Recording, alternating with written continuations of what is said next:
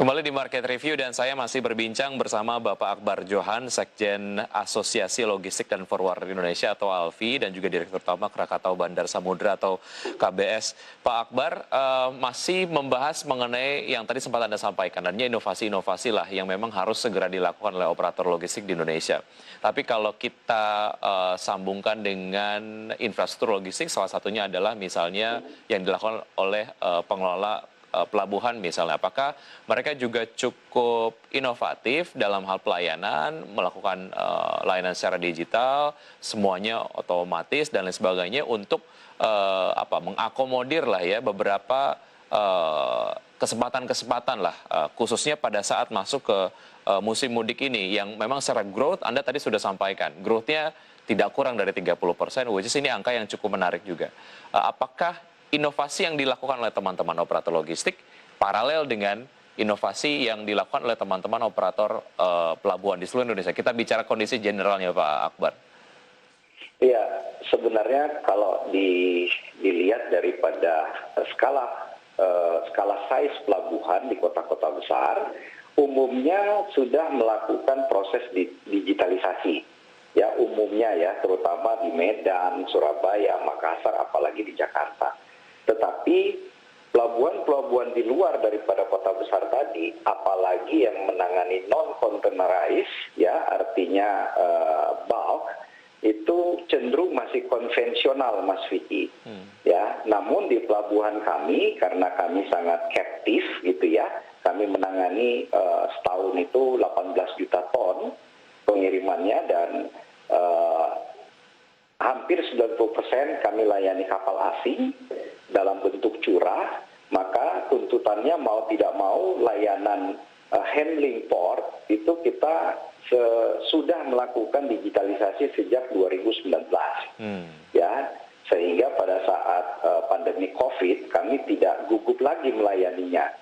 Nah, ini menjadi suatu pembelajaran kepada kita bahwa pada saat kita jauh lebih siap ya dengan proses IoT tersebut, maka situasi apapun layanan pelabuhan dan jasa servis logistik lainnya justru kita bisa menangkap benefitnya, Mas Vicky. Baik, karena ada perubahan standarisasi pelayanan kepelabuhanan secara global begitu, dan Indonesia sebagai bagian dari distribusi arus barang global harus kemudian melakukan penyesuaian yang kurang lebih sama lah begitu ya. Betul. Baik, karena Pak, ya. mau tidak mau, Mas Vicky, di era sekarang kita harus masuk dalam ekosistem global supply chain. Ya, dan itu sudah kita jalankan. Oke. Pak Akbar, apa dampak yang paling terlihat jika kemudian inovasi sudah dilakukan oleh banyak operator logistik di Indonesia, tapi seperti yang Anda tadi sampaikan, ada beberapa pelabuhan-pelabuhan yang memang masih melakukan ataupun memberikan pelayanan secara konvensional. Konsekuensi yang paling terlihat apa, Pak Akbar? Yang pasti kepastian barang, Mas, ya, kepastian barang, pelayanan di pelabuhan itu semakin cepat. Ya, tentunya kalau semakin cepat, biaya-biaya handling di pelabuhan akan semakin minim. Sehingga harapan daripada pelaku logistik bahkan pemerintah untuk menekan biaya logistik nasional ini bisa perlahan dan bertahap kita bisa wujudkan, Mas. Karena begitu proses manual ya, begitu shutdown gitu ya, teknologi yang masih menggunakan non-digital tentunya akan membawa dampak biaya tinggi lagi. Baik. Mas Vicky.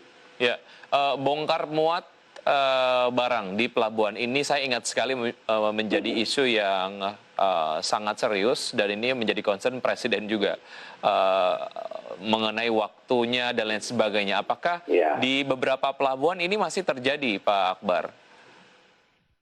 Maksudnya dwelling time ya? Dwelling time ya. Iya, dwelling time so far sudah sedikit membaik, Mas. Ya, begitu persiapan NLE, National Logistic Ecosystem ini didorong oleh pemerintah bahkan dalam bentuk instruksi Presiden, akhirnya mengintegrasikan semua platform digital yang pemerintah miliki, ya, maupun swasta miliki, yang dimulai oleh pelabuhan-pelabuhan yang sudah organisasi layanan digitalnya. Nah, ini yang jauh mempercepat dan menghindari terjadinya penumpukan, ya terjadinya demurrage sehingga dwelling time-nya sudah masuk kategori normal, akhirnya biaya kos logistik di pelabuhan sudah mulai semakin membaik, Mas Vicky. Baik. Tadi pada saat kita sebelum mulai untuk kemudian melakukan wawancara ini, Pak Akbar, Anda sempat menyampaikan terkait dengan potensi yang nampaknya ini akan dinikmati oleh teman-teman logistik. Tapi ada sektor lain yang kemudian terdampak negatif terkait dengan pelarangan dari mudik ini, diantaranya adalah salah satunya sektor transportasi. Ada input lah yang kemudian Anda berikan kepada teman-teman di sektor transportasi supaya mereka juga dapat menikmati potensi ini begitu ya, peningkatan permintaan logistik di musim mudik. Seperti apa yang Anda inputkan kepada teman-teman transportasi lain, Pak Akbar? Iya, dampak yang terasa itu adalah transportasi penumpang ya Mas ya, transportasi bus gitu ya, lintas Sumatera, lintas Jawa.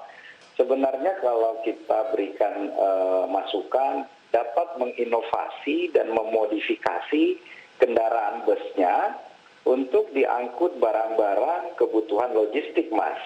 Ya, sama halnya waktu di awal pandemi tidak adanya angkutan udara dari produsen rapid test, produsen PCR, maka pesawat Garuda disulap ya menjadi pesawat penumpang Garuda disulap menjadi pesawat kargo untuk mengangkut rapid test yang sebelumnya ya, yang di awal-awal 2020. Saya pikir ini juga bisa ditiru oleh pengusaha angkutan bus ya, walaupun jangan dibuat maksimum tonnage-nya ya, misalnya kapasitasnya adalah 2 ton, bisa mungkin diisi setengah daripada kapasitas bus tadi. Namun demikian pengusaha bus ini juga bisa menikmati even 20 bahkan 50% daripada share pengiriman logistik tersebut, Mas Vicky.